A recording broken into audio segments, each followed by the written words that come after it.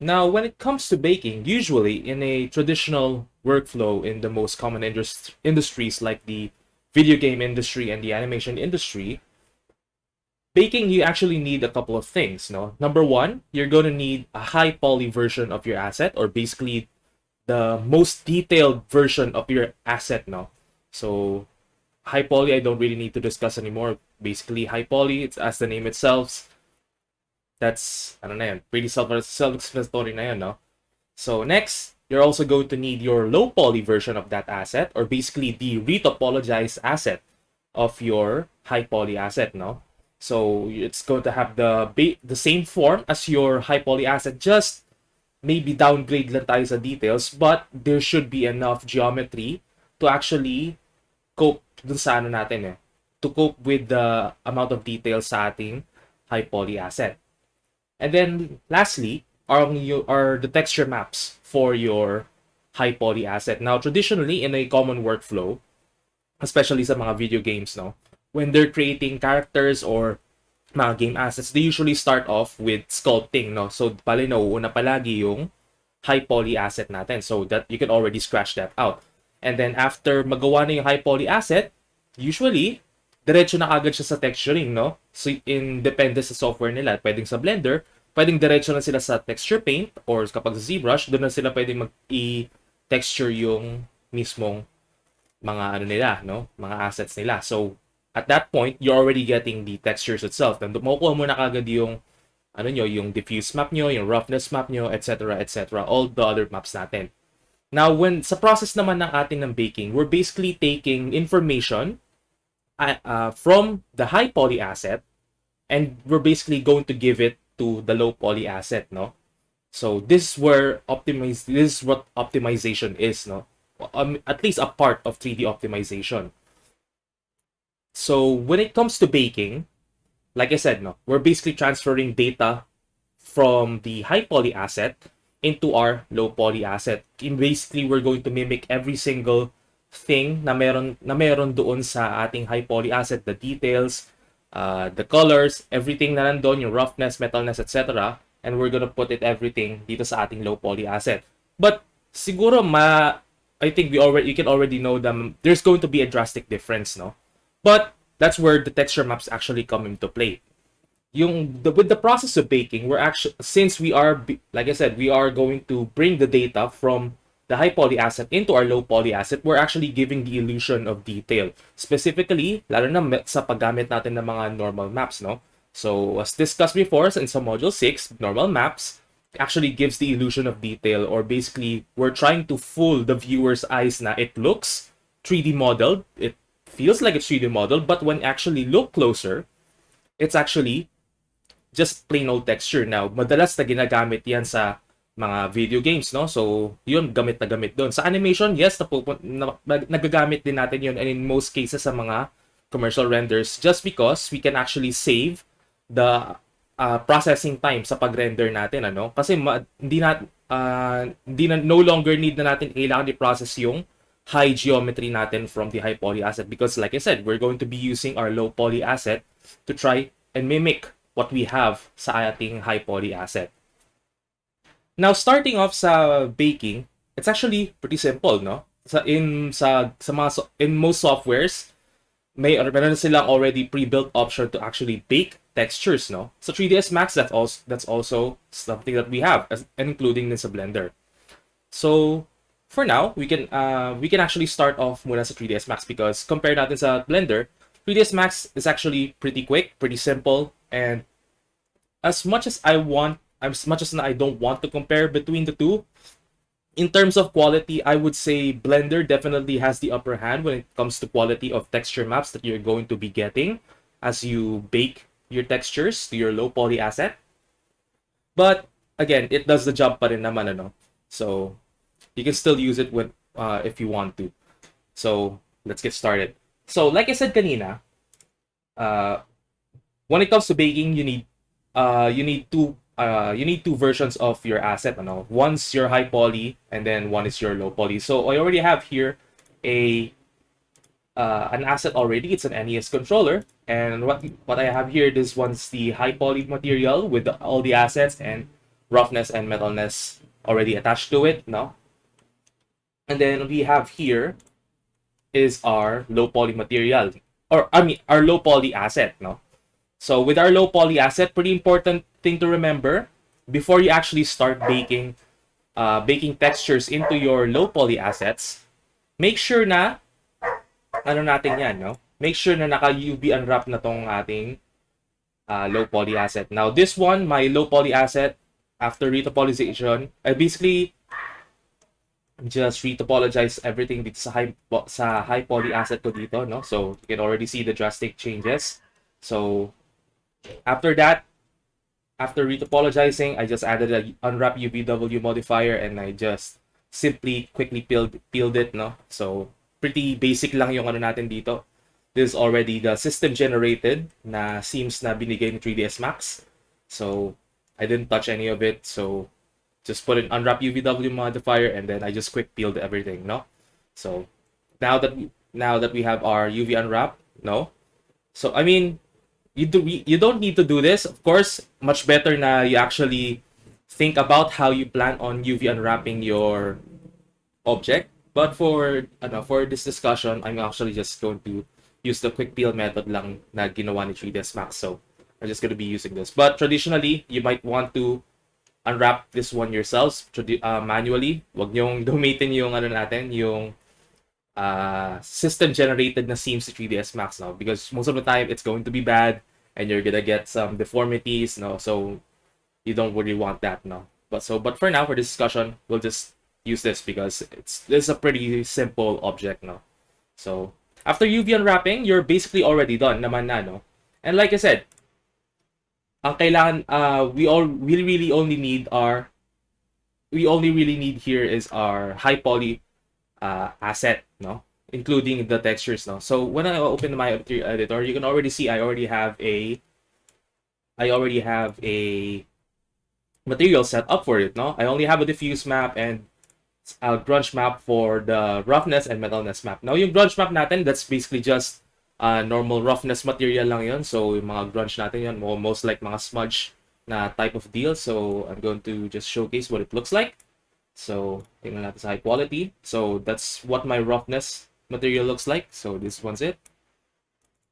So that's basically it now. Now the roughness and metalness map, it's pretty much they're roughly the same lang naman. They both work in tandem together. Now the roughness map, as discussed sa module 6, no, it's a gradient from black to white, no, from black being the most roughest and the white being yung most reflective natin or yung smoothest. Same case lang naman sa ating sa metalness. Sa metalness, ang difference lang natin sa metalness, it only uses the traditional black and white tayo. Wala tayong any sort of gradient. It's just purely black and white, no? So the black actually means yung non-metal, and then the white is actually for our metal, no? So you can already see the collaboration between the two, no? But since I don't want to actually make I don't want to make the metalness map, this should do already din naman. It's relatively the same thing lang rin naman. So I just put my grunge map and metalness map to my high poly material right here, or basically the material that I use for my high poly asset. So, and then that's about it, no? Now, so we already have our base color here. We have our roughness. We have our metalness. And then, of course, ang madadagdag na lang natin dito ang ating normal map and ambient occlusion. Our light map, that will come a little bit later.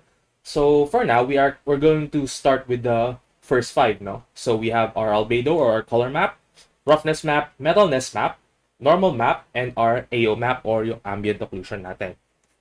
Now, as for my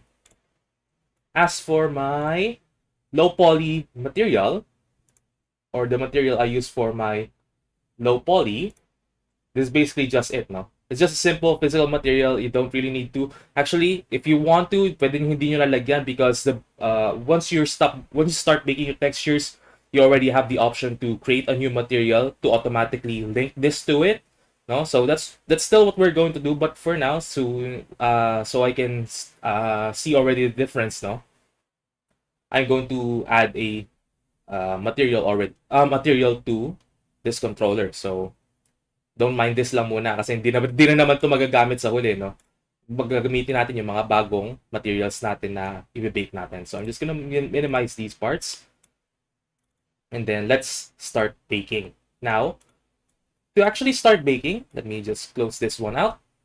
Before we actually start baking, make sure na important to, no? Our low material and high our low poly version and our high poly version should be aligned together, no? So dapat perfectly aligned siya together and wala dapat na naliligaw na extrusions, no? So dapat it should be perfectly aligned. Kaya nga na sinasabi natin, kailangan natin perfectly retopologized yung low poly asset natin to basically match yung geometry natin sa ating high poly version. But not completely match everything, no? Just the basic form lang, no? That's the most important thing that you should remember when you're retopologizing your high poly asset to a low poly asset.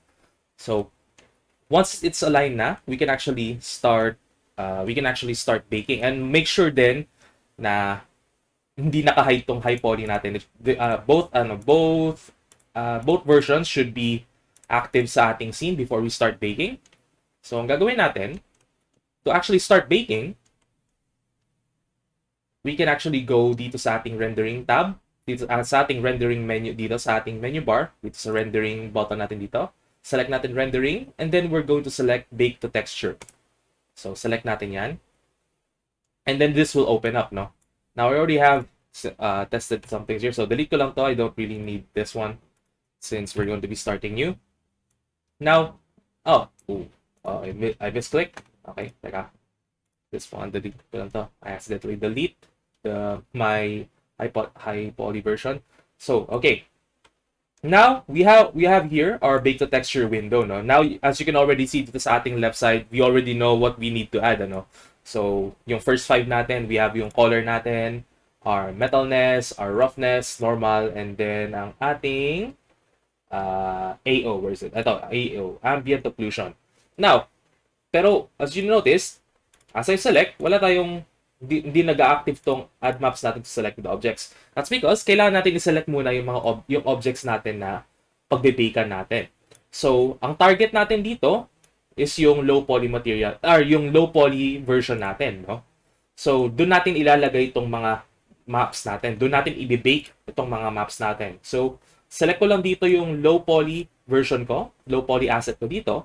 And then, back here dito sa bake to texture, I'm going to select every single thing na gusto kong i-bake sa ating low poly asset. So, select natin yung first 5, ano? So, select ko yung color, select ko yung roughness, select ko yung metalness, select ko yung, normal, and then select ko tong ambient occlusion. Now, what's left is, and then yung notice nyo na kagad dito, you already notice it. Once I select everything here, I select add maps to selected objects, and it will do it for me na, no? So, there we go. Now, before we actually start baking, we still need a couple of things set up dito, no? Kasi, pag nag-start baking tayo, you probably won't get the desired results that we want kasi wala tayong target na object kung saan natin kung saan manggagaling yung data during the bake, ano? Kasi nakalagay dito sa ating projected from na aisle natin dito, nakalagay siya sa self, no? So, ibig sabihin sa self, sa sarili lang niya kukunin yung data. And since alam naman natin, walang any sort of data ang low poly asset natin, wala siyang kahit anong ibibigay sa atin na useful, no? Lalo na dito sa normal map natin. So what we want, since lahat ng mga materials natin na nagawa na natin is nandito na siya sa high poly asset natin, what we're going to do, dito sa ating projected from, alam naman natin itong color, roughness, metalness, normal, and then ambient occlusion. Normal will always be will always be in the high poly asset, no? Kasi doon natin kukunin nga yung natin, illusion of detail natin. And then itong ambient occlusion naman natin, this is also pretty important. Itong ambient occlusion, you definitely need light source muna for this one. So you have to add some light source muna. I already have lights on my scene, so I don't need to add it anymore. And let's actually target na yung natin, high poly asset natin. So I'm just going to select everything here. Actually dito sa ambient occlusion, I can leave it at self, no? So we'll go back for that later. start muna tayo sa color since we already know our color or our main texture talaga is in our high poly asset. We can select this one. Dito sa projected from, instead na self, we can select pick from scene. And then we're just basically select natin dito sa scene explorer natin or anywhere dito sa scene. Much easier kung select nyo dito sa scene explorer nyo para in case na baka mamaya mali kayo na malagay. So select lang natin yung high with material ko dito. Itong high poly asset ko. Select ko lang yon. And then manonotice nyo, nagbago na siya, no? It says here, proj high with material. Now, it actually added a modifier dito sa ating low poly asset, no? Dito, nakita nyo na dito kagad, no? It automatically added a modifier for it, no? So, before we move on to the other, with the final four, let me exit this out muna and then let's go here dito sa projection natin. Now, this is what we call our cage, no? So, this one, currently, it looks like it's pretty messed up, ano? Hindi maganda yung cage niya, ano? So, what I want to do dito sa ating cage is I would want to flatten this out muna, no? So, I can lessen this out since dito sa part na to, hindi siya flattened out. I can reduce the percentage. Reduce ko lang ng reduce until fully flattened out siya muna. So, that's what we want. That's what we want. And then, after that, dito naman sa amount, I can raise it up to basically push out the cage once more. And then, manonotice nyo, it's slightly less deformed na, no? But, it's actually, okay naman na. Okay naman na yung cage natin yan. And then, we can actually make use of this naman muna. So, with the thing about pushing the cage dito, the cage basically makes sure na fully covered yung, yung high poly version natin. Dapat yung cage, dapat lagpas siya sa buong form ng ng ating high poly asset, no? Since okay, nakikita naman natin, lagpas naman na siya doon sa high poly asset natin, okay na tong cage ko. Okay? So, we're gonna go back to our rendering dito sa bake to texture natin. Now, I'm already comfortable. Okay na ako dito sa projection. Now, I'm just going to set everything dito sa projected from dito sa projection natin ng sa high poly asset natin, ano? So, I'm just going to select that. And then, select ko lang rin dito. And then, dito sa normal, always pretty important. It's always, hindi siya palaging magiging self. It will always be, a projection for, always be a projection siya, no? So, it will always come from the high poly asset, no? So, select natin yan. Itong ambient occlusion, it actually depends kung anong gusto nyo, no? Pwede siyang self-projection siya kasi this pretty much just adds some shadow within your model, personally I just keep this one itself kasi I don't really need that much detailed na shadows dito sa ating asset ko dito because like I said, there's really not much detail other than this groove right here and pretty much covered na siya ng ng color na natin, yung texture niya kasi sa texture ko sa groove na yon may color na siya within it. So, hindi na siya mahalos makikita sa, yung sa ambient occlusion natin. So, I can just put this one into self-projection or if you want, depende sa model nyo, you can actually pick from scene again, no? So, depends on you. Now, next, itong image size. Now, yung image size natin dito, make sure, pretty important dito actually, make sure na same lang yung natin dito, yung resolution natin dun sa main texture mo, no? So, if yung main texture mo, or yung yung ginawan mo na texture, yung for your base color, is in 1024, let's make sure that everything is still 1024 para organize yung natin and hindi tayo magkakaroon ng scaling problems within the texture itself. Kasi, sure, tama lang yung aspect ratio niya, pero magkakaiba yung, yung overall size niya, no? So, that's going to be a bit of a problem. So, make sure lang natin na same lang siya sa ginawa mo na texture mo, no? So, 1024 kung 1024, 2048 to 2048, and then 4K kung 4K, 8K kung 8K. Now, that's about it, no? So, nakaset na yung image size natin, okay na yung projected from natin. Next naman, itong file type.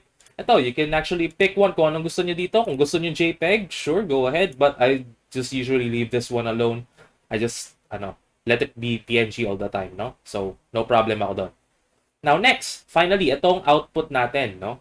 Now, dito sa pinakauna natin, dito sa output dito sa for our asset itself, no? It says here nakalagay dito files only, no? Now, we can do that. Pwede naman natin gawin, or we have the option to actually already link it ourselves, no? So, at kapag ginawa natin tong files only, kukunin lang niya tong ano, yung mga isa-save lang niya tong mga files natin, hindi siya kagad ma-auto-link dito sa ating ano, sa ating low poly asset, ano. We can do that. Pwede rin naman. That's an option. I mean, personally, that's what I would do then. But if you're, kung ano ka, medyo lazy ka, you can actually pick 3 choices here, no? So you can actually automatically link it to our original material since may original material na tong low poly asset ko, doon siya mapupunta, no? And then pwede rin natin i-duplicate yung original material natin. That's also an option. It's just going to duplicate it and then automatically siyang isa-set lang.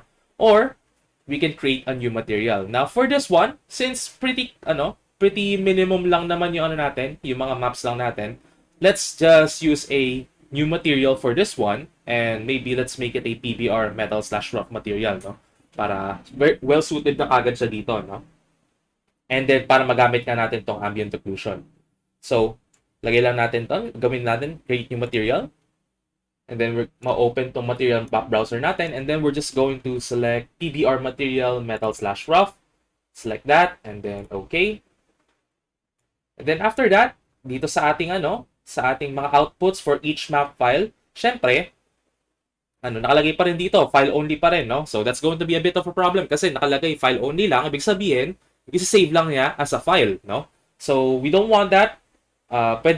We want that din naman talaga, but syempre we want it to automatically link it already dito sa ating bagong material, no? So we're just going to set everything dito.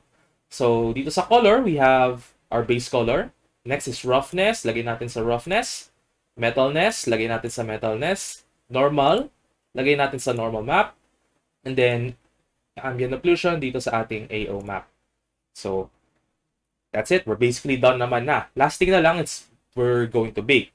But before we bake, make sure itong in case na, let's say, gusto nyo lumipat to other softwares and syempre, you want the textures nga, no? Make sure that your output path is set to a location na alam na kung saan nyo gustong ilagay, no? So, lalagay ko lang dito sa aking textures, no? I'm just going to make a new folder. So, let's say, new textures. Then, gawa ko ng bago folder. Lagay dito, 3ds Max. And I'm going to select this one folder here, no? So, ito yung magiging directory ko. So, after that, we can start baking na. That's pretty much it. Pretty easy, no? So, select natin bake. Then, we're just going to basically wait for it to render or basically bake, no? So, manonotice natin. Yan, makikita na natin yung natin. So, manotice nyo, ayun, na-bake na yung natin. Nakikita natin yung UV unwrap natin dito, yung UV map na ginamit natin for our low poly asset. And then nakikita nyo, doon napupunta lahat ng data na kailangan natin for our assets, no? For our asset, no? So, yan, this one is a normal map or yung illusion of detail. Now, this one, it's pretty pretty basic lang yung natin. Pretty basic lang yung normal map ko doon. So, it's pretty noticeable agad. Now, this one, ambient occlusion. And like I said, this ambient occlusion, kailangan nyo dito kagad yung lighting natin to actually get yung mga shadows natin. This one, it's pretty bad, no? So, I mean, it's okay lang rin naman. So, okay lang yan. Now, let's see what it looks like, no? And there we go. We can already see our texture, no? Hide ko lang yan. And then, there we go, no? So, there we go. We have your baked asset na, no? Now, it's pretty, pretty bad nga lang konti yung natin. Yung quality, like I said, So, tingnan natin dito sa material editor natin. Manonotice nyo dito sa ating material editor, it's actually not here, no? You're gonna have to scroll down dito sa scene materials natin kasi nandun siya, nakatago siya, no? Hahanapin lang natin. So, yung material na yon should be this one, no? This shell material right here, no? So, lagay lang natin yan. And then, instance natin. And then, manonotice nyo, ayan na yun, no? So, this one. Now, ito na yung mga maps natin. Now, we can actually, kung may ayaw nyo kung may hindi kayo nagustuhan na parts dito sa sa mga maps nyo, we can just easily unlink it lang naman, So, pretty standard stuff lang naman. Ayan, notice nyo, there goes our maps. And this one, ito yung metal, ano natin, roughness. Hindi masyadong binasa yung roughness, no? Nalipat siya dito sa ano, metalness, no? So, lipat ko lang yan. Yan. Okay lang naman. It's literally just the same lang rin naman. Ito na lang tinanggal ko. And then, this one AO map, like I said, di ko rin naman need yan. So, we can easily unlink it naman kung ayoko. Then, link that. And then, normal map, okay yan. So, okay na, no? I mean, like I said, ano, it's pretty, ano, medyo off din yung ano natin, magiging result natin, ano. But, we actually got the maps itself, ano.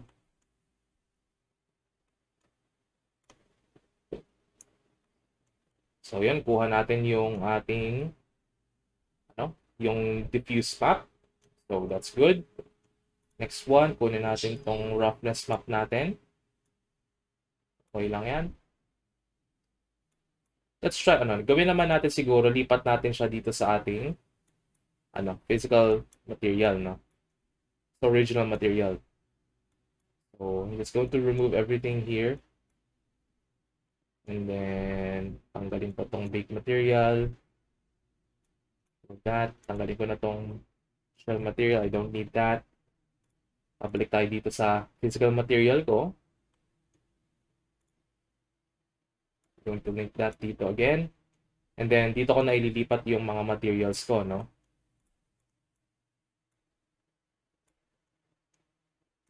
Now, this is what, it's pretty optional lang naman, ano? Kung hindi nyo nakursunadahan yung itsura dun sa, ano natin, PBR map, pwede nyo ilipat na lang dito sa, ano, original na material naman. It doesn't really, ano, it actually, medyo maiiba konti yung output natin. It's going to be much better, no? Actually, more close dun sa naging ano, original na high poly material natin, ano? So, siguro dapat from the start, nilagay ko na lang sa, nilink ko na lang siya sa original material, ano? Actually, pwede kong palitan na yan. Gusto ko. Yan, Metalness map. Ito na lang dyan. I don't really need this. Medyo failure yung naging Metalness map natin. But then again, Metalness map, that's pretty much just an option. An optional texture map. In most cases, you don't really need it naman na. Now, for this one, our ambient occlusion, dito na natin lalagay yun sa ating base color actually. So, yung ambient occlusion natin, we're going to need a composite node dito sa ating ito yun. This one, itong composite na map natin, general map natin yan. And then we're just going to add a new layer. So itong layer 1 natin, this will be for our base color. So dito natin siya ilalagay. Lagyan natin siya dito. Instance. Oops, not instance actually. Lagyan natin yan. Lagay muna natin doon. And then for our ambient occlusion, lalagay natin siya dito sa ating layer 2. Ayan.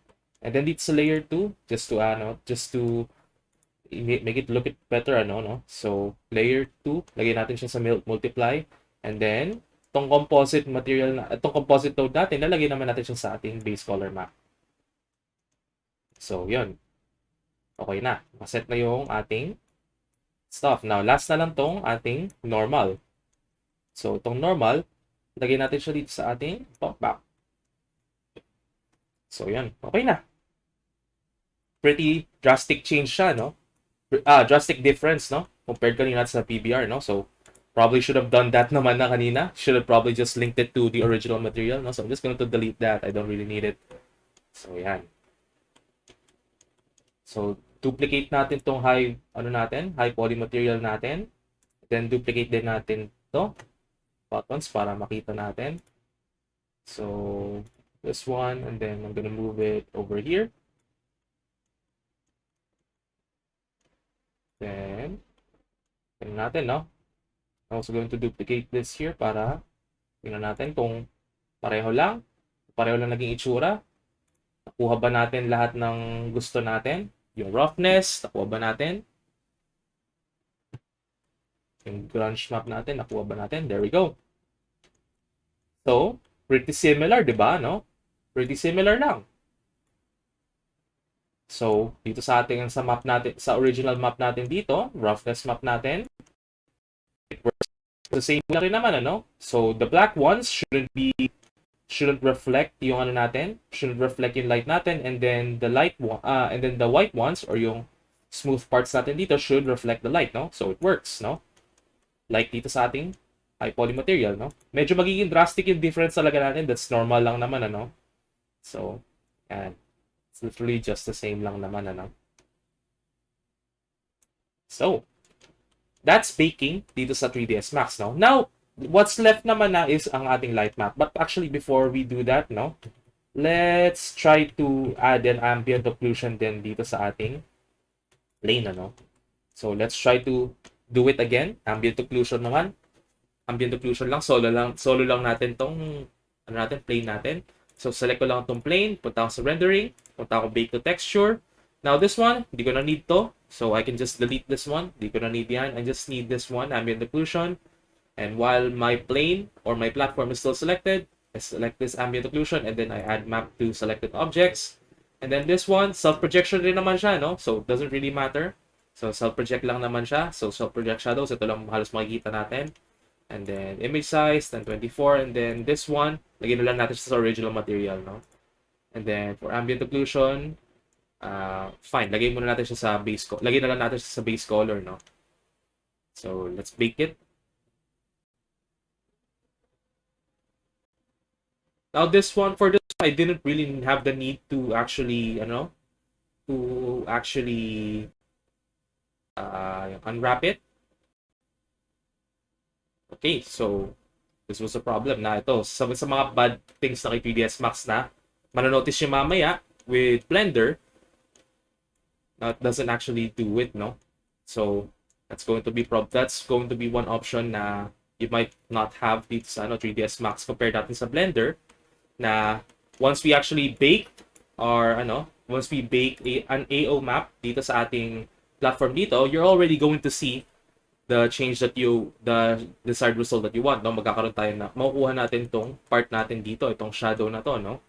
So, sadly, this is basically just a demonstration na may konting limits sa 3ds Max, no? So, there we go. We can't exactly do what we want dito sa ating plane. So, let's move on naman na sa ating light maps, no? So, next tayo, light maps. Now, dito sa light maps, it actually works a bit differently sa ating sa mga materials, no? So far, the only thing that I can see it working on is legacy material, na yung standard legacy material natin, ano? So, we're actually going to start a bit differently again dito, no? So, select na lang natin tong low poly material. Ito lang naman need natin. So, di na natin need tong high poly material natin. We just need our main material naman na dito, no? So, what we're going to do next is I'm going to press M again. So, let me actually just clean this up muna, no? Para maging malinis tayo sa mangyayari next, no? So, what we're going to do next, so exit out din natin. Balik na tayo dito sa rendering, and then punta tayo sa bake to texture, no? Now, for light maps, as the name suggests, no, kailangan natin ng light sa ating scene. Now, I already have lights on my scene, so no need na to add anymore. I already have one.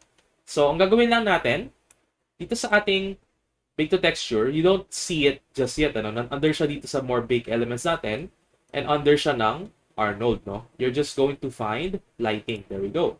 Or, pwedeng easily lang natin. Type lang natin lighting, ano? Since may dalawang options tayo. This one is for scanline, this one's for Arnold. Since you're pretty much already taught na gamitin natin Arnold, so the render engine that I'm using is also Arnold, no? So this one's is what I'm going to pick, ano? So Arnold, and then add maps to selected objects. Now, for this one, so, I don't need projection dito. Self lang naman natin. So, okay naman na yan. And then, what we're going to do next, dito sa files only, we're going to create a new material, no? Gagawa tayo ng bagong material. And then this time, select natin standard, no? But, problema dito, like I said kanina, no? We need standard legacy. Pero problem, walang standard legacy, no? Kasi, it's actually locked na dito sa ating, sa material matte browser. So, punta tayo dito sa drop-down dito. And then we're going to select Show Incompatible. So, select natin yan. And then, manonotice nyo na. There we go. Andun na yung standard legacy natin. So, select na natin yan. It doesn't matter na scanline lang yan. It's okay. So, select lang natin yan. Press OK. And then, dito sa ating output natin to saan natin ililink yung natin, itong material natin na to, lalagay natin siya dito sa ating, where is it? Self-illumination. No? So, that's okay na. Gagawin natin, we're just simply going to bake it. Bake lang natin. And then, yan ang problem din natin, no? So, yan. Notice natin. It's a bit, since lighting, like I said, yung problem, yung, hindi ko continue, yung problem natin dito, since we're actually dealing with lighting, compared natin doon sa mga maps natin kanina, this might take a bit longer, depende sa amount of lights sa scene nyo. But you can already see, there we go, no? Nakikita na natin yung lights na gusto natin, ano? So, yun. So, this way, by baking light maps, nare-reduce yung natin, no? Nare-reduce yung amount of time that we can render, at least, with the use of light maps kasi, like, we're basically mimicking yung mga current lights na active dun sa scene natin. In most cases, sa mga games na mga ganito, gamit ang mga light maps dahil they can actually minimize the amount of lights they put in the game environment to basically lessen yung process time natin, yung mga loading times natin sa mga games. Same goes din naman sa mga animation, no? Basically reducing yung render time naman natin doon, no? By using yung mga light maps natin. Now, this one, it entirely depends yan sa sa magiging light maps nyo. So, yan. We can actually try and turn off na yung natin, Let's try to turn off our lights. Tingnan natin kung ano yung naging itsura niya. Now, notice yung tinanggal yung natin, yung material natin, yung color material. That's okay lang naman. We can easily relink it rin naman, So, for now, let's turn off yung mga lights natin dito. Tingnan natin kung ano yung naging resulta. I think you already nakikita nyo na yung result, Kitang-kita na natin. Kita na kagad natin yung illusion of detail natin with our light maps, So, yun. There we go. Right? Tama ba? So, right, no? Wala tayong light, pero dito sa texture natin, it looks like there's light, So, yun. Isa sa mga good use natin sa light maps. And then, kung gusto natin, i-add natin yung, yung ginawa natin na, na materials. Ito, nandito siya sa, shell material din siya. Manonotice nyo naman. Ayun, nakalagay lang sa self-illumination. Then, gagawin lang natin, ayusin lang natin to. Gawin natin malinis konti. For this one, lagay din natin siya dito sa ating diffuse color. Gusto lang natin. There we go. And then, we can easily, naman. So, there we go. Light maps. So, that's basically it rin naman. We can also, dito naman sa play natin, dito natin pwede ma-bake din natin yung light map din natin, So, let's turn this on again. Turn all of these on again. I forgot na hindi ko pala in-instance to. So, just going to manually turn this all on again. So, on. On ko lang ulit lahat. Okay. So, let's try naman dito sa ating, sa ating plane. So, we have here 1, 2, 3, 4, 5, no? 5 na lights natin na visible dito. So, let's try to render that. Gawin natin. Bake to texture ulit. So, tanggalin naman natin to. Tanggalin ulit natin. Lagay natin tong lighting. Add maps to selected objects. So, nalagay siya sa plane natin. Then, create new material. Gawin natin standard legacy. Standard legacy. Click OK. And then this one, lagay siya sa self-illumination. And then, we bake it. So, again, hihintayin ulit natin yan kasi we are dealing with lights, So, it's going to take a bit of time din sa pag-render natin. But, you can already see na kinukuha na niya yung data natin from the lights and it's baking it into our plane, And then yun, this one, it's actually a sort of, tawag doon, cheat na rin for shadow maps, Kasi, since ang self-projection niya dito, dahil meron tayong nakapatong na object dito, which is, in this case, yung ano nga natin, yung NES controller ito, actually, gives a shadow na rin. Nakukuha natin dito sa ating, from our NES controller right here. So, okay na tayo, tanggalin na natin yung lights all in all. Kasi we've already did the illusion of detail na dito. Specifically, yung lights and yung shadow natin. So, it's going to take a while. Let's just finish this one. Let's let this finish baking. But you can already see, kinuha na nyo yung lahat ng data ng lights, So, you can already guarantee that it's actually a success, Now, once we actually compare this one to Blender, it's actually a bit different, personally, I wouldn't use Blender na lang when it comes to baking texture maps kasi like I said, there's going to be a bit of difference in terms of quality and yung overall functionality sa pag-bake natin ng textures. Overall sa Blender, it's much better. But like I said, if you still want to keep using 3ds Max to bake your textures, sure, that's fine rin naman. Pero may konting limitations talaga tayo. Like for example nga, yung ambient occlusion natin. And I'm also going to be showcasing a unique trick sa Blender later, on how to utilize fully yung ambient occlusion maps natin. Then, okay, so tapos na yung baking. Let's exit this out. And then again, patayin ulit natin tong lights. Tingnan natin kung anong itsura. Is it still the same? I think it's still the same, Wala na tayong lights. I'm basically turning everything off. But we have the illusion of detail na we have lights, And then there we go. Now for Blender, it's actually just as simple as 3ds Max when it comes to baking textures. Although it is going to be a bit tedious dahil meron tayong kailangan na konting setup gawin each time we actually render each individual map, And knowing that topic then, as I said, Blender, unlike 3ds Max, 3ds Max, as you already know you can actually bake your maps all in one go. But compared to Blender, we actually have to bake each individual map one by one, So that's not really friendly compared to 3ds Max, but it's more on sanayan na lang halos, But the setup, more or less, it's literally just the same lang naman. So what we have here, it's still the same NES controller. So we have my high poly version right here, and then I have my low poly version. It's literally just the same. Even though the topology is the same, it's literally just the same, compared to like the 3ds Max. So when it comes to baking, it's again same procedure. Dapat yung magiging main asset natin or our low poly asset should already be unwrapped. This one, yung high poly asset natin, it doesn't matter if it's UV unwrapped. Much better kung UV unwrap siya. But if it's not, that's okay lang rin naman. Kasi what we are going to do is basically project everything that we have here dito sa ating model dito. And then, dito papunta dito sa low poly asset natin. Basically, same procedure lang naman dun sa 3ds Max dito sa Blender.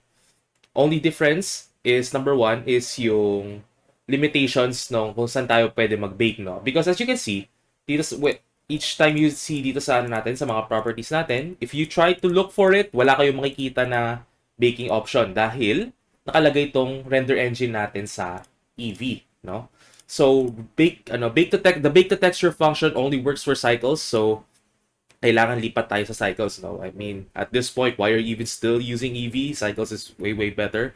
So lipat na sa cycles talaga, So once you switch over to cycles, then device nyo to GPU. Kung you have a better graphics card, then that's good. And then once you scroll down, you can already see here, Ito, bake. This one is our bake to texture function. And then dito sa bake type natin, dito natin pipiliin kung ano yung gusto nating i-bake. We have our combined, we have our AO, shadow, etc.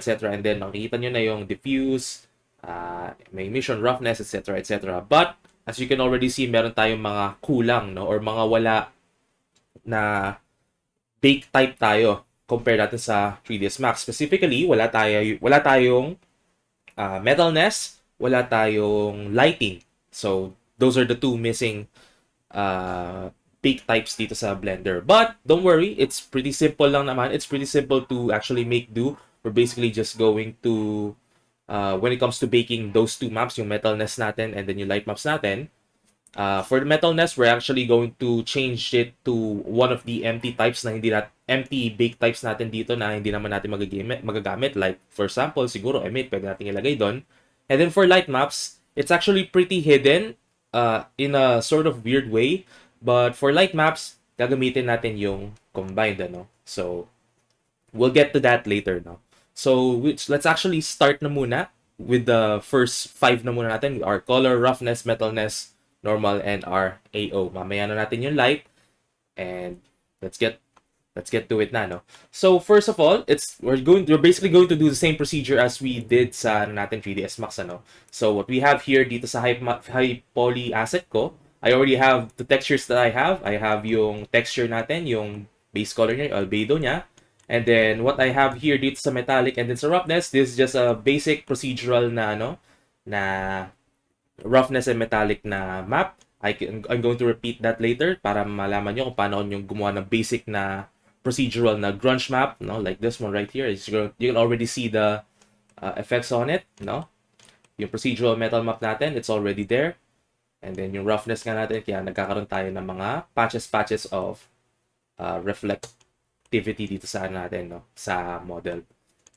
Later I'll show that to you kasi mamaya ang i-bake na lang naman natin using yung using high poly asset natin dito. We're just going to use the color and the normal, no? But the rest, we're going to be using it. We're going to be making it now with our low poly asset, no? Because like I said, these are just procedural roughness and metallic maps that we can easily recreate sa ating material ng ating low poly asset. So, let's just start off muna siguro with the color and the normal map, which is basically the only two maps that I only really need from the high poly material. So, what I'm going to do first, of course, number one, make sure, like I said, like sa 3ds Max, dapat active pareho yung mga natin, yung mga gagamitin natin na asset, yung high poly natin, and then of course, our main asset, yung low poly natin. So, to start off, sa color muna tayo, no? So, ang gagawin lang natin, it's actually pretty simple. So, we're just going to select dito sa ating low poly asset muna, and then we're just going to switch over to shading, ano?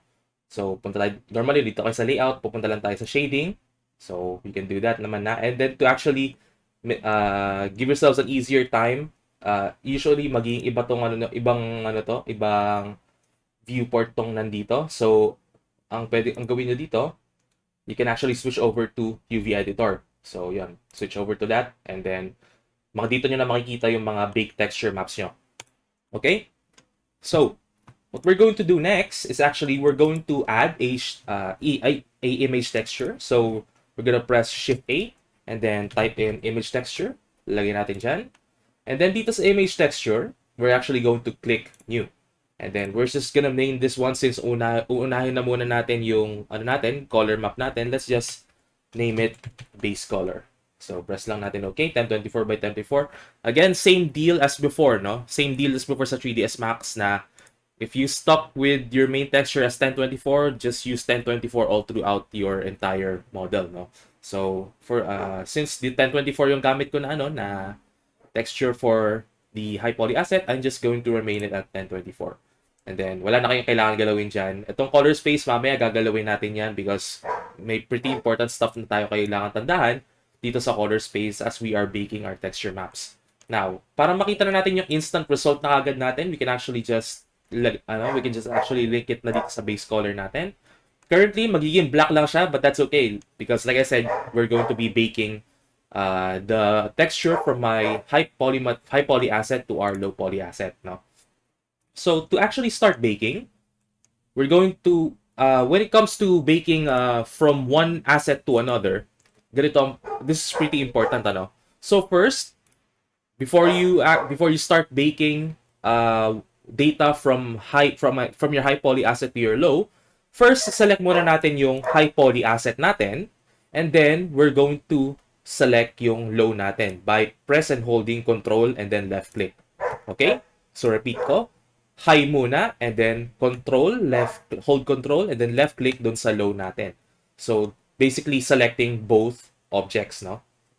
And then make sure na dito sa ano natin, nakaselect tong base color natin dito sa shading, no? Para alam natin na doon siya nakalagay. And then dito sa UV editor natin, we're gonna switch over by clicking on this one, yung image list natin dito.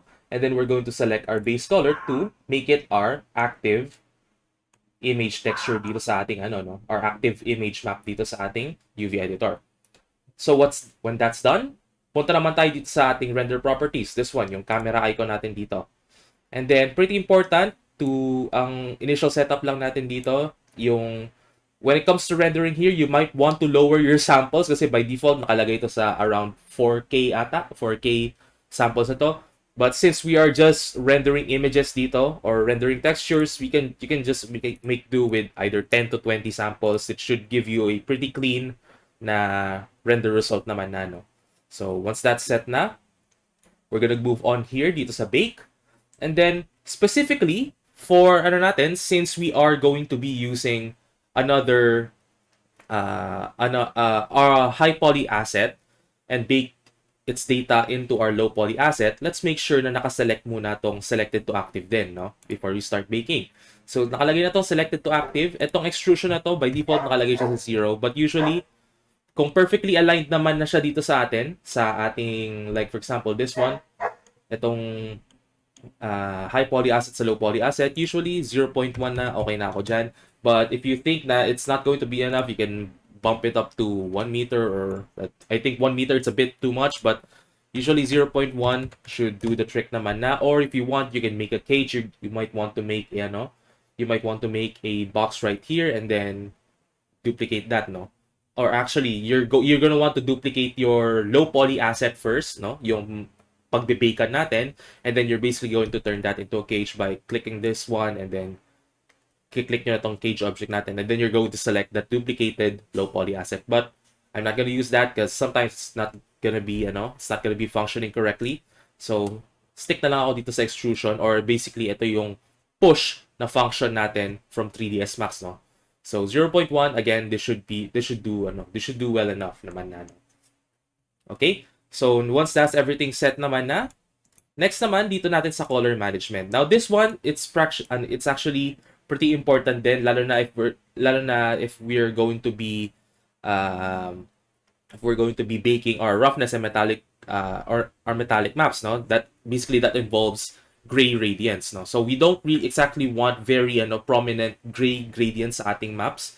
So ang gagawin lang natin, we're just going to switch over itong view transform natin from filmic into standard, and then that's okay naman na. And then once everything's set na, all that's done now, we're just going to select our bake type, since what I'm going to bake first is my base color. Ang gagawin lang natin dito is click lang natin tong diffuse. Now, pretty important. Dito sa influence natin, we have here 3 items here. We have direct, indirect, and we have color. Now, since we are just baking color, we don't dapat solo lang natin yung color natin dito, no? We don't want direct and indirect. Because if you click on direct and indirect, isasama niya dito already yung light natin, ano? So that's Blender's weird function na automatically na sinasama na niya kagad yung light maps sa ating basically yung light data natin sa ating main textures or sa ating base color or sa ating diffuse, no? But if we just want our normal base color, yung normal na base texture lang natin, we can just simply untick these two, on direct and indirect, and just solo lang natin yung color. And then once that's all set up, we can just click bake, and then we wait for it. Ito, manonotice na dito. Texture bake na yan. Let it wait, and then there we go. We have our texture bake. Now, dito kasi sa ating color, I have a roughness map siguro. So that's okay lang naman. That's okay lang. Actually, let's remove it na rin naman just in case, no? Para it looks better. So notice nyo, if I baked my texture with color, sinama niya yung nagkaroon ng output natin from my procedural na roughness and metallic map, no? So if you want just the normal color, and may roughness and metalness map kayo, you might want to unlink those first and then rebake it again. So I'm going to do that, and unlink ko na, and then I'm going to bake it again, ano? So first, select ko muna yung high, and then hold control, left sa low poly asset, and then I'm gonna click bake again. Now this, don't worry, this is just gonna override it kasi wala pa naman siyang actually na sinesave na picture, no? And then there we go. Na-bake na yung ating asset. Right? There we go. So we have here our low poly, our texture na, no? And then notice nyo, I already unwrapped this, so it already matches dun sa dun sa UV unwrap ko. So there we go. It's literally just the same lang naman as my high poly asset, right? There we go. So after this, hindi pa siya automatically na save, ano? So you still have to save this texture map if you want to, kung gusto niyo magpalit-palit ng ibang software, no? And para natin, may copy na tayo ng natin, actual na base color map natin dun sa UV unwrap ng ating low poly asset. Now to save this, punta tayo dito sa may triple na light natin dito. Or usually kapag naka-extended pa yun, minsan automatic na yun, nakalagay na tong view and image. Select lang natin tong image. Manonotice nyo naman may asterisk siya. Ibig sabihin, pwede na natin siyang i-save, no? So, select natin sa image and then punta tayo sa save, no? So, we're gonna click save. And then, I'm just going to put it here sa sa same na pinaglagyan ko doon sa 3ds Max na textures ko. So, dito, type textures. And then, I'm just going to make a new folder. Let's type this one, Blender. And then, click that. And then, since pinangalan ko na siya as base color, I don't really need to rename it anymore, no? Or if you want to rename it, that's fine din naman, And then this one, you don't really need to change anything. And then click lang natin save as image. And then once we notice here, it's already there sa ating textures, new textures, Blender, it's already there. So it's good na for exports, no? Or for importing into another software. So that's basically it, for base color. Now for the next few maps, yung Roughness, Metalness, normal AO maps, it basically just follows the same concept lang naman natin, Since unahin ko na, like said kanina, unahin ko na muna yung color and then yung normal map. Let's do normal map naman next, no? So what I'm going to do next, I'm going to add another, again, balik ako dito sa sa low poly asset ko, or dito sa low poly material ko. I'm just going to add another image texture. So I'm going to add image texture. And then what I'm going to do next, since normal map ang gagamitin ko, I'm going to add a normal map node as well. So select that, click link the color to color, and then normal to the normal right here. So ngayon wala pa siyang kahit anong anything, kasi wala pa tayong kahit anong nilalagay. So same deal as before.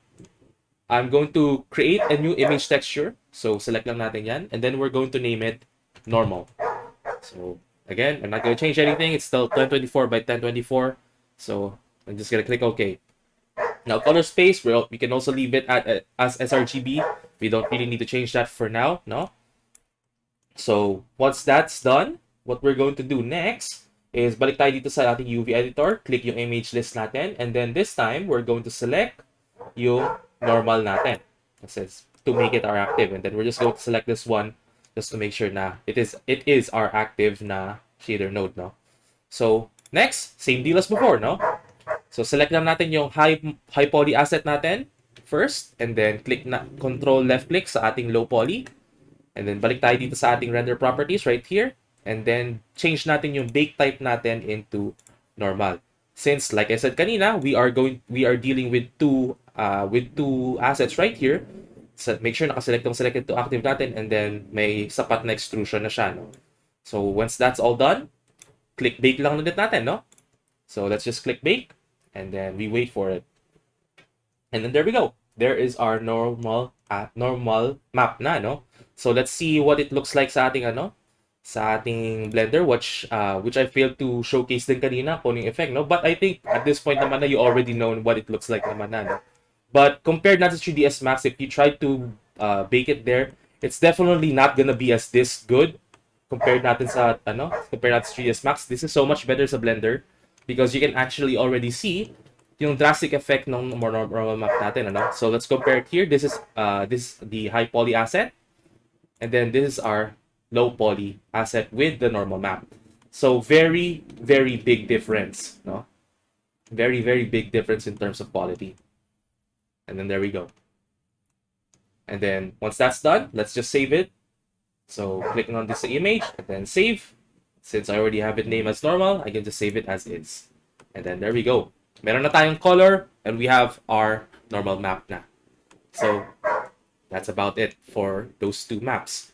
Now let's move on sa ating roughness, metalness, and AO. No, let's first start off muna sa roughness and metalness because those two are pretty similar naman in nature. But when it comes to actually making them, I'm actually going to teach you how to make a very simple, a very basic procedural roughness map or procedural grunge map lang naman natin using noise textures and color ramp and your texture coordinate just to make it look seamless, no?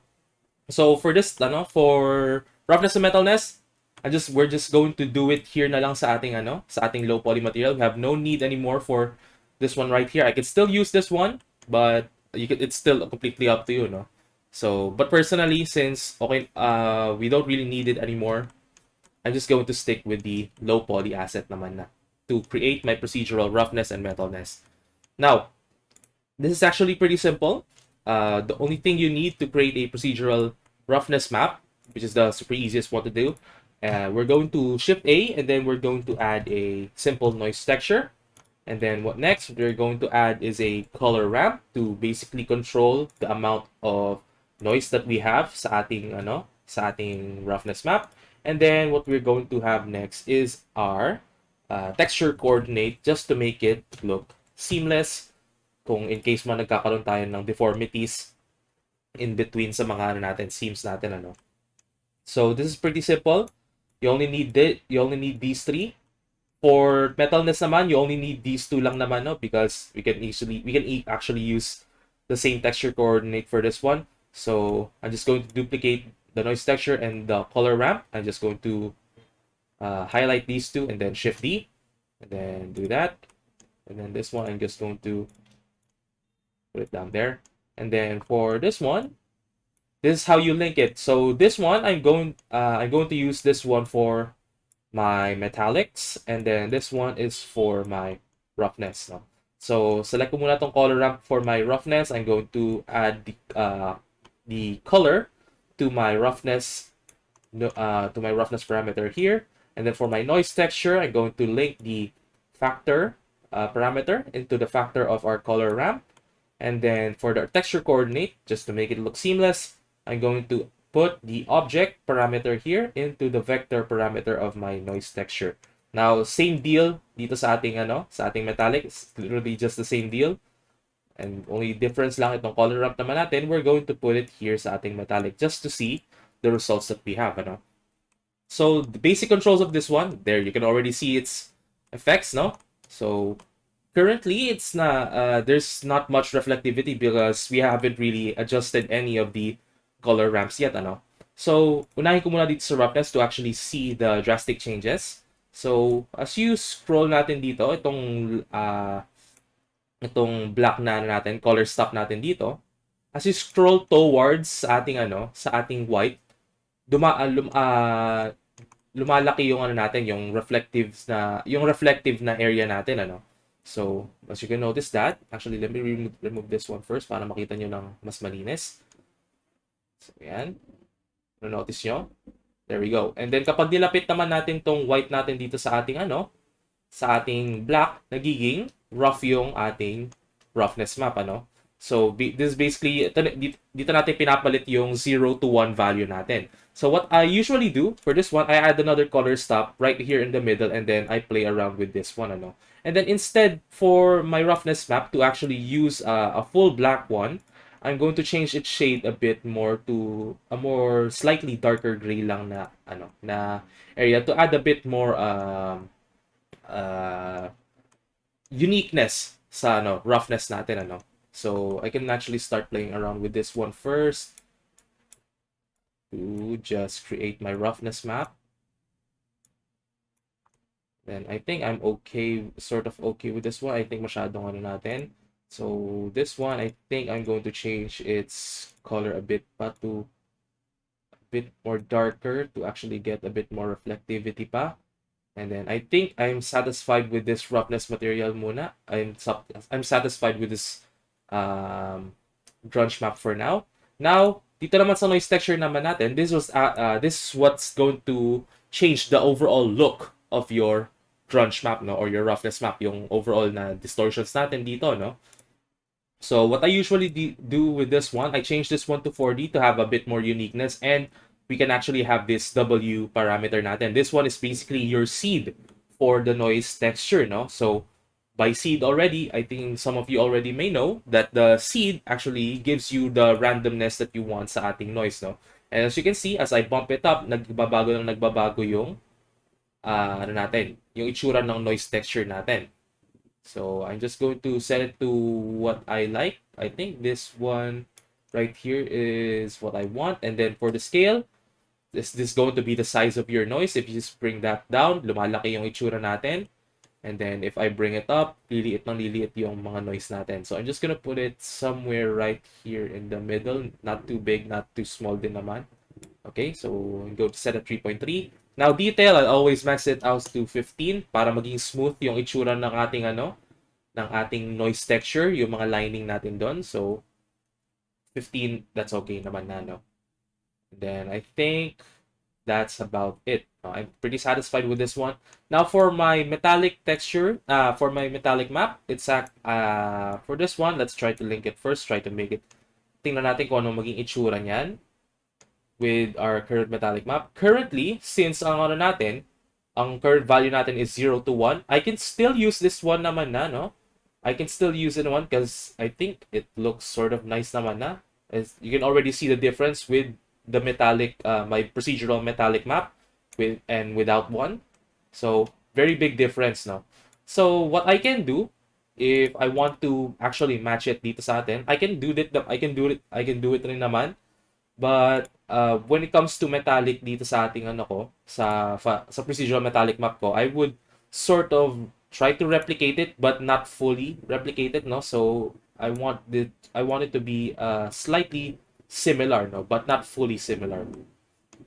So what I'm going to do is go to that. Tingnan natin to try and let's try and lessen it pa kasi masyadong metallic yung itsura.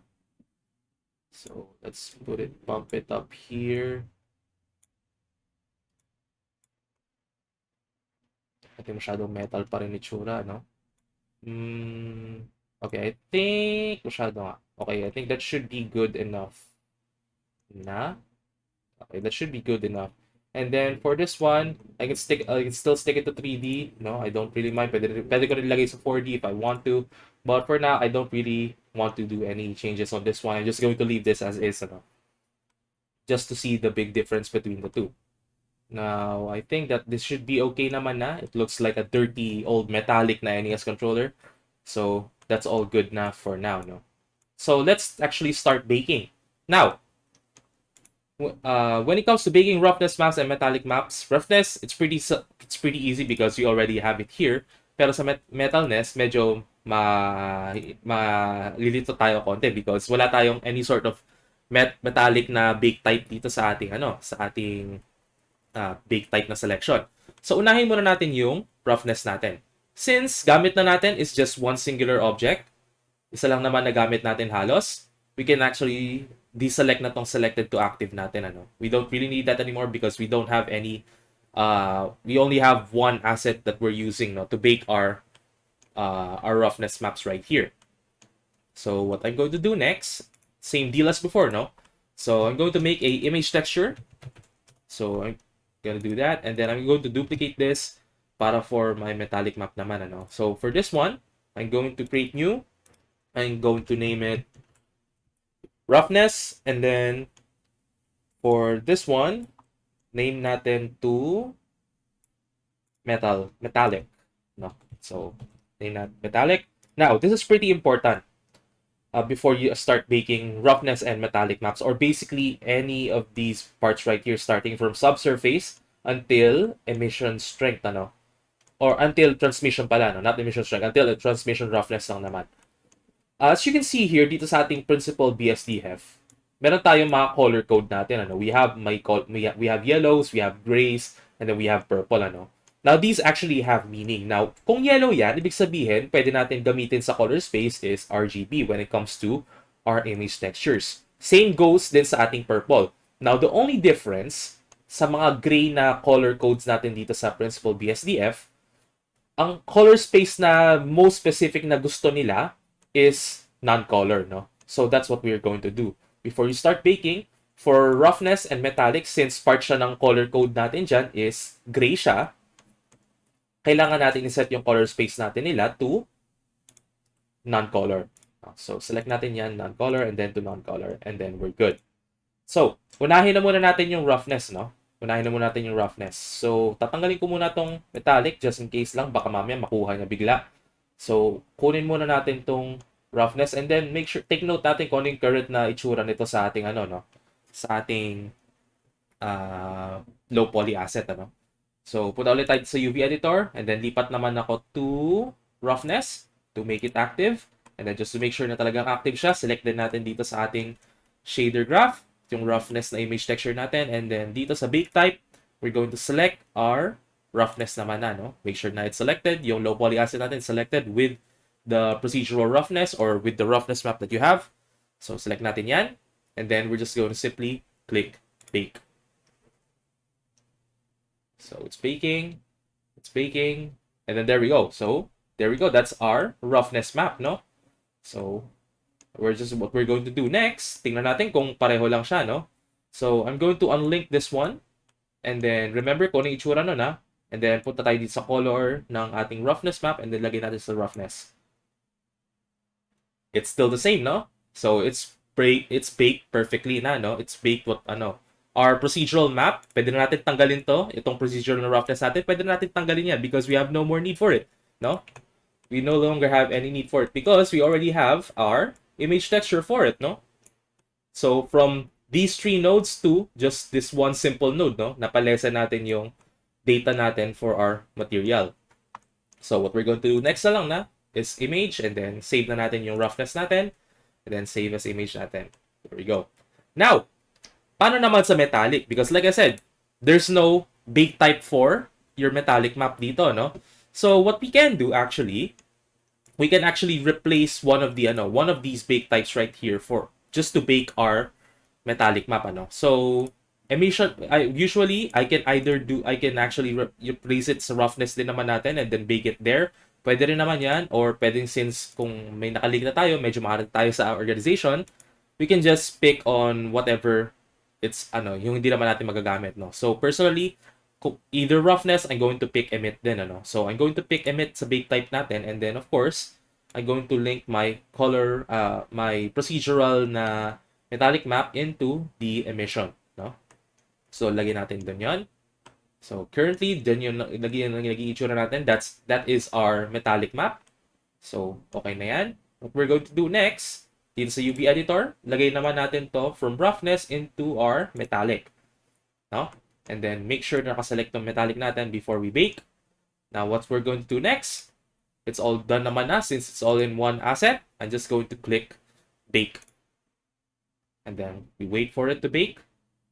Wait lang natin to bake. And then there we go. There's our metallic map. Okay, so scratch whatever I did. So I did a major oopsie right here because I accidentally, di ko napansin na hindi ko pala na-change ata yung ko. Iba yung napindot ko na active dito sa aking shader node to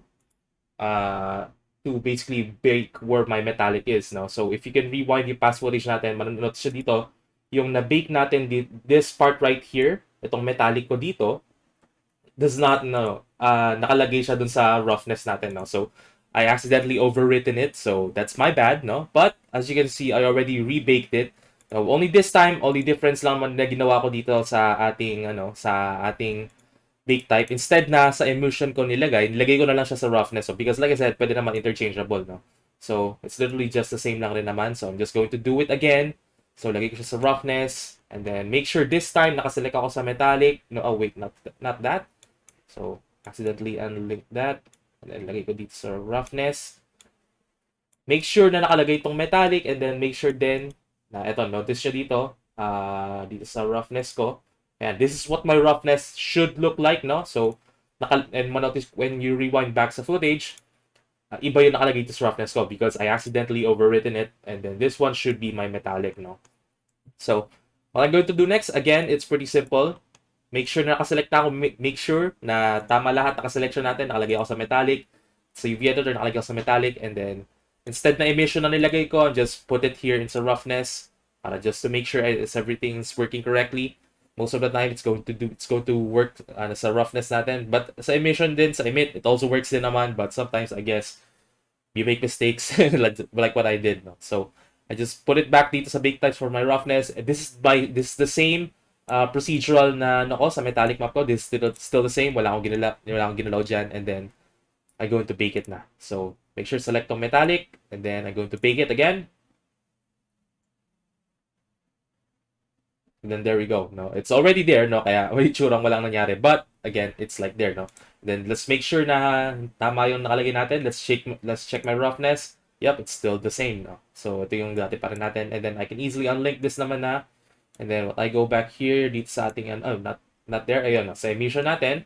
This is what it originally looked like using tong color ramp natin. So, you can scratch what I just said right there, no? So, this is the correct one right here, no? So, tama na yan. So, putik tayo sa metallic. Lagay natin sa metallic. And then, my roughness right here. Lagay natin dito sa ating roughness. There we go.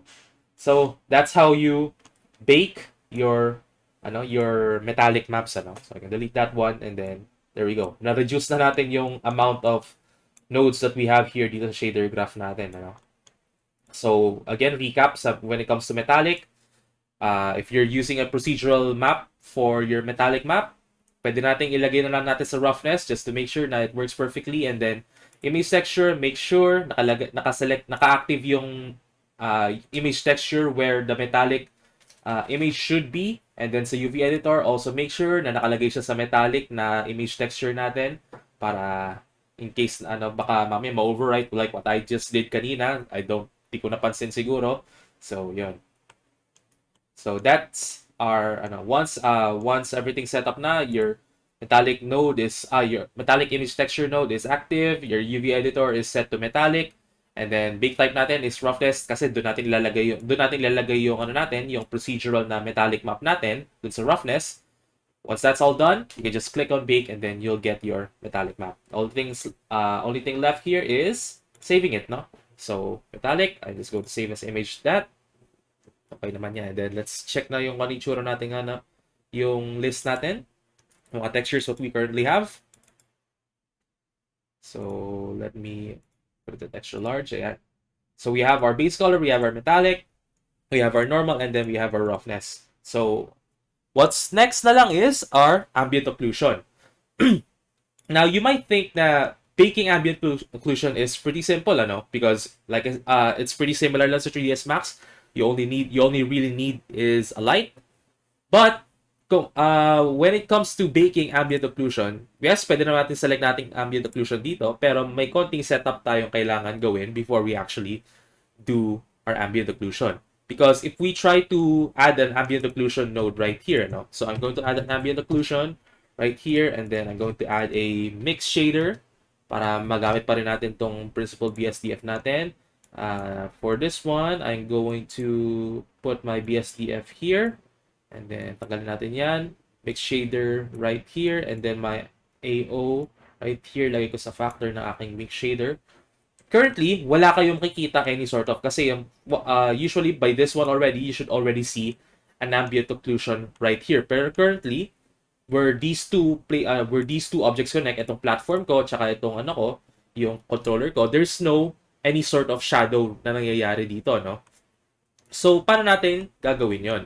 So, para natin i-bake ang ating ambient occlusion. So, we're going to actually switch first muna to EV. It's actually pretty simple. Switch muna tayo sa EV, and then you can already see it right here, We have here our ambient occlusion. So, we're just going to click on that, and then tingnan natin yung result niya kaagad, And there we go. Very big result na siya nangyari, So, there we go. Turn it off, and then we turn it on. That's our ambient occlusion right there, So, makikita na rin kaagad natin yan once we selected here, we can just switch over back to cycles, and then there we go, it still remains there, naging active na yung ating ambient occlusion dahil in-on natin siya doon sa EV natin, So there we go. Now, I'm also going to be showing you a neat little trick that I do using ambient occlusion, because there is so much that you can do with ambient occlusion, especially when you have a objects with lots of corners, lots of edges.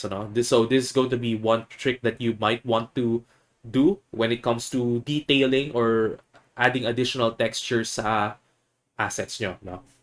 So, what we're going to do next, before we start baking our actual ambient occlusion, again, same deal as before. Kailangan natin gumawa ng image texture.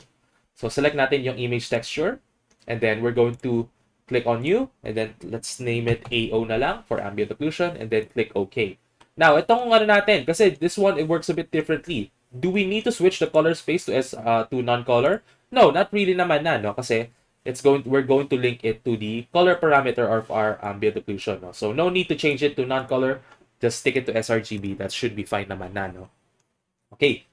So once nagawa na natin yung image texture dito sa UV editor natin, select natin yung image list, and then we select our AO just to make it active. And then dito ulit sa AO natin na image texture sa ating shader graph, we're going to select it to make it our active node. And then balik tayo dito sa bake, and then change our bake type to ambient occlusion, and then we just click bake. No? So let's wait for that. Let's wait for it to be baked. And then there we go. There's our ambient occlusion. Remember, like I said kanina, no, you need a light for this one. Ano? So you need a active light sa sinyo before you actually start baking your ambient occlusion. So once that's done, okay naman na yan. Let's just save it naman na muna, and then I'll show you a neat little trick yung sinasabi ko kanina that I usually do with AO maps. Ano? Personally, I don't really need need to bake my ambient occlusion map. It's just a especially when I'm just rendering something dito sa Blender, I don't really need to bake it because I can just leave it as here dito sa ambient occlusion. But if I'm going to add a additional detail, no, yung sasabihin kung gagawin natin ngayon, this is what you're going to. Syempre, you might want to bake it, no. So after that, I'm just going to link the color of my AO image texture to the color ng ambient occlusion, and then there we go. Now, here's the trick that I do with ambient occlusion using a very simple shader, no? So, number one, kailangan natin, of course, yung mix shader natin because we're going to be dealing with two shaders right here. Number one, yung principal BSDF natin.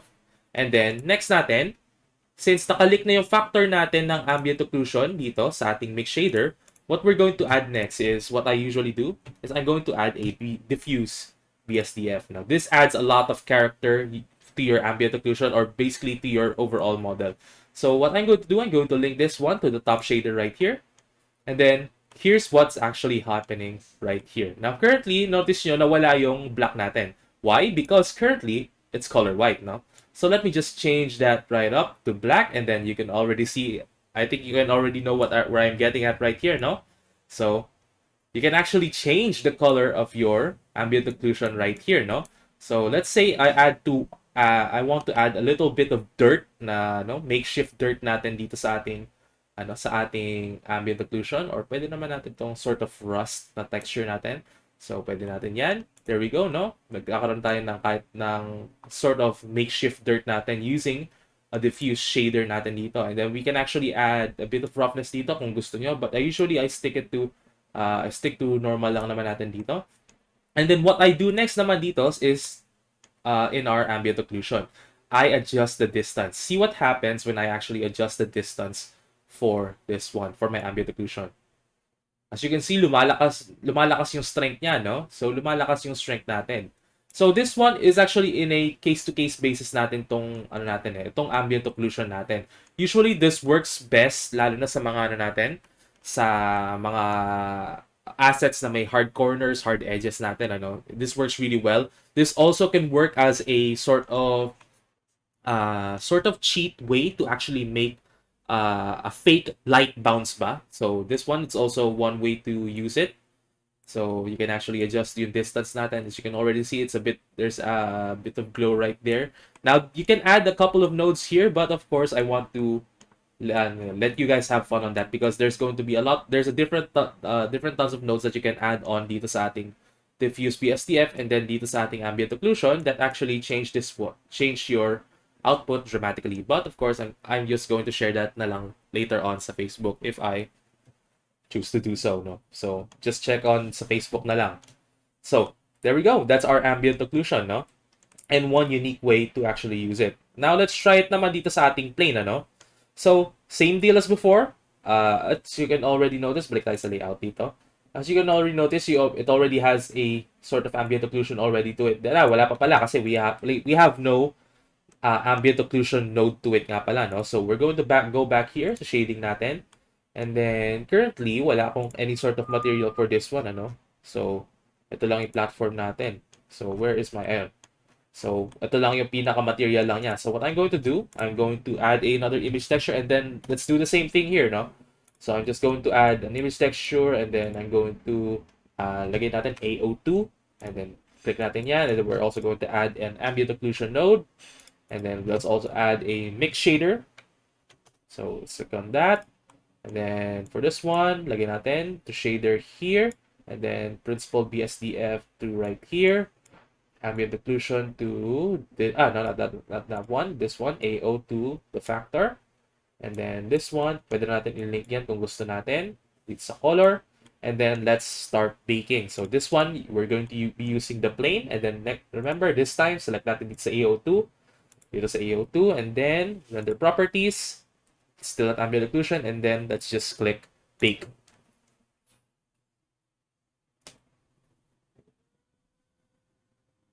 So that's just basically, we're just gonna wait for that to finish.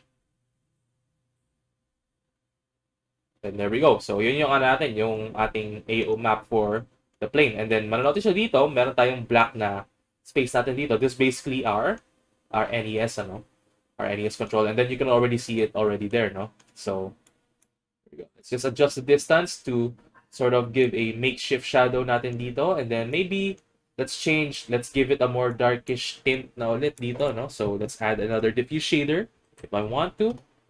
And then lagyan natin dyan, BSDF right here to shader 1, there. And then I'm going to put it at black. Okay, yun na pala yung maximum value na, no? So, pwede naman natin, let's just leave it at that. You can actually still max this out to natin. Ay, hindi na siya abot, no? So, may konting limitations na rin tayo konti dito. So, maximum na niya siguro dito is, I think, 15 nata, no? So, hanggang doon na lang halos siya makakaya. But, it depends din yan sa light sa scene nyo, no? So, that depends pa rin naman. So, currently, guys, it looks rendered right now, but currently, dito sa preview ko, it's just material preview, no? So, currently, it's already looking really, really good, no? So, like I said, night and day ang difference natin sa Blender and 3ds Max, no? Just with the material preview only, and then yung sa normal baking feature natin, bake the texture natin sa Blender, night and day already ang difference natin, no? So there we go. That is how you bake the first 5 texture maps: our color, our roughness, our metalness, our normal, and our AO map. There we go. All right. Now, let's move on naman sa ating light map, because like I said kanina, no? Our baking light maps for Blender doesn't really exist in a way. It's there, but there's really no specific option compared natin dun sa ating sa ating 3ds Max, na kukunin lang niya talaga yung actual na light data. When it comes to sa Blender naman, kasi when you're going to be baking light maps, you're going to be using the combined bake type, and then you can already see it right here, so lagyan natin itong light and indirect.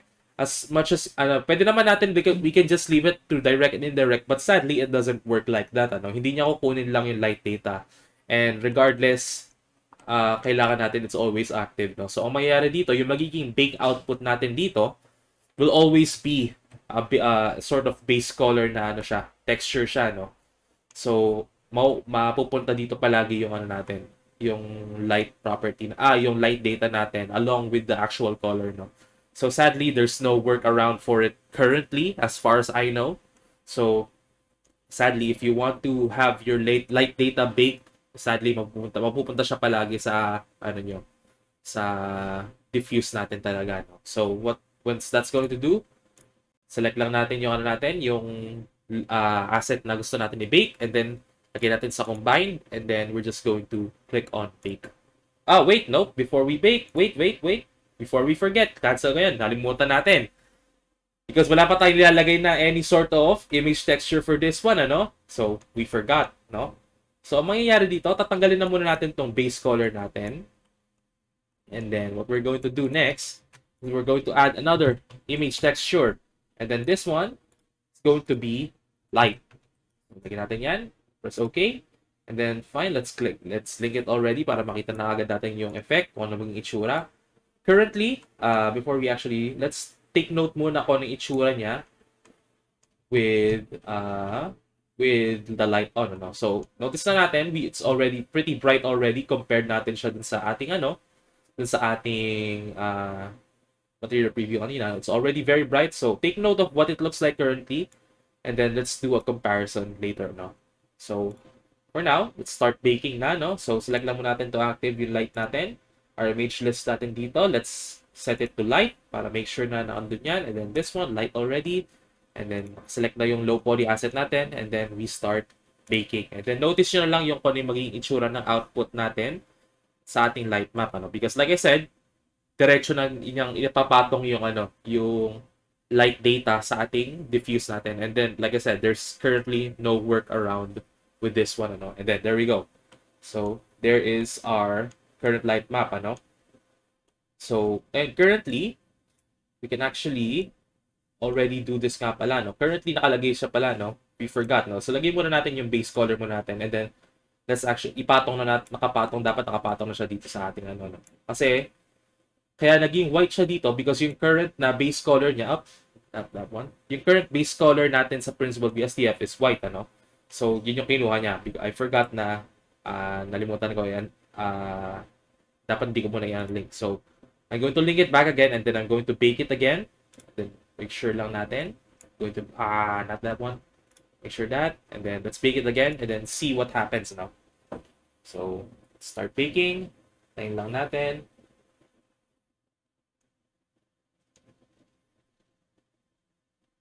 Let's wait for the bake. And like I said natin, like sa 3ds Max, since we are dealing with lights here, no, medyo magtatagal siya compared sa original na mga first 5 maps natin, no? So, like you have to take that into account din, yung number of lights nyo sa scene na ginagamit nyo. There we go. And as you can already see the difference, ano? Material preview. And currently, lagay natin itong natin, base color natin to here. Then there we go, ano? So, currently, medyo different yung natin, ano? Medyo sort of different natin, medyo downgrade a bit yung quality, but that's normal lang naman talaga. That's completely normal.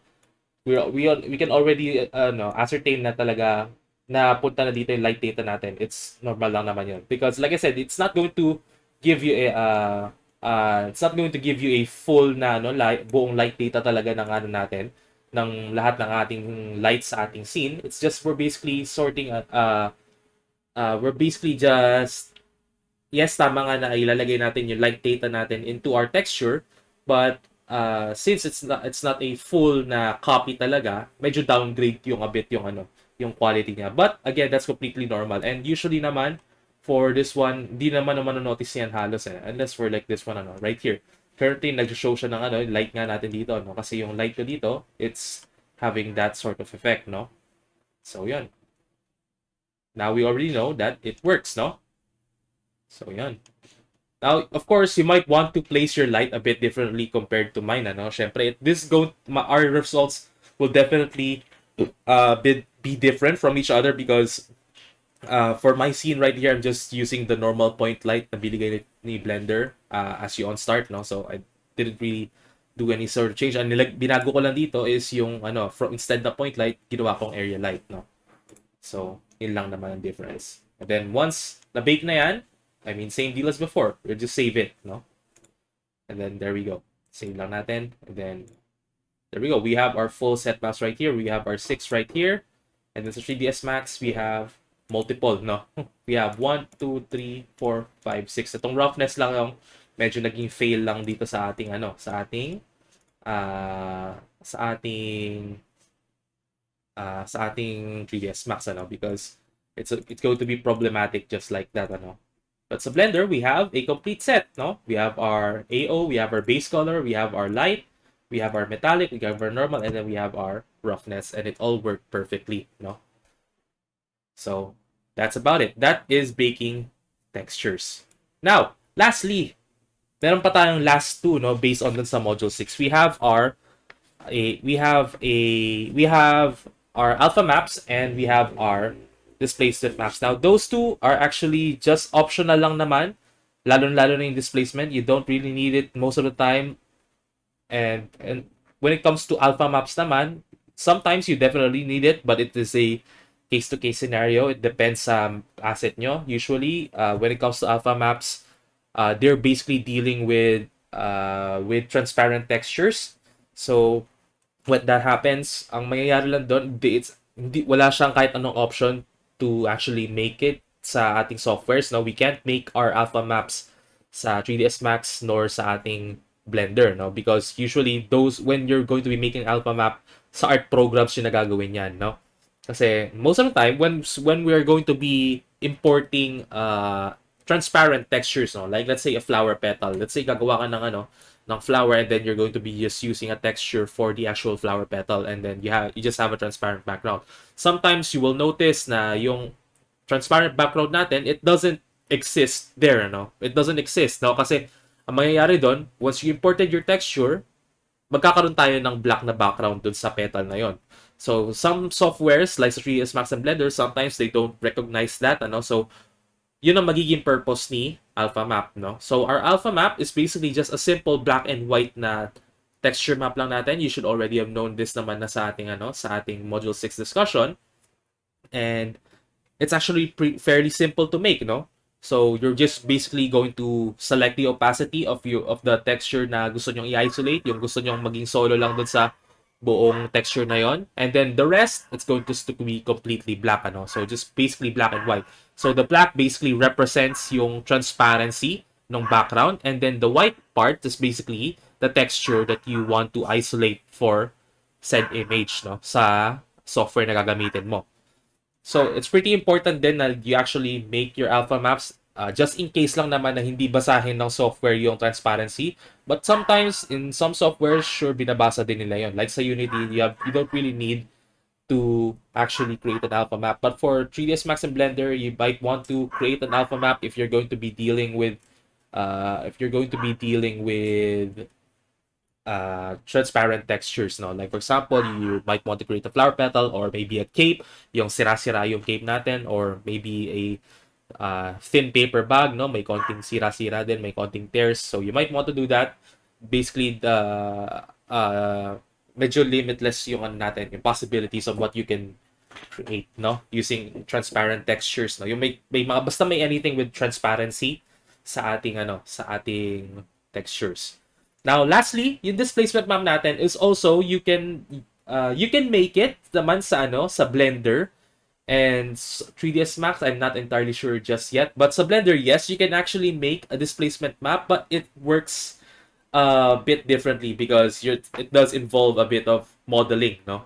So I'm not going to be teaching you that naman na. So I'm just going to be teaching you the more traditional way of actually creating a displacement map, ano? This is just more of a commentary na lang to halos, no? And I'm not exactly going to showcase it, but it's pretty simple lang naman. So displacement maps is actually just fairly similar lang rin naman to an alpha map, ano? So it just in a sense lang pala, no? Because it uses the traditional black and white lang rin naman. Of course, it can also use gradients, no? Because what happens with a displacement map, you're basically going to create a sort of height map ba, no? To basically displace what you have dito sa mesh nyo.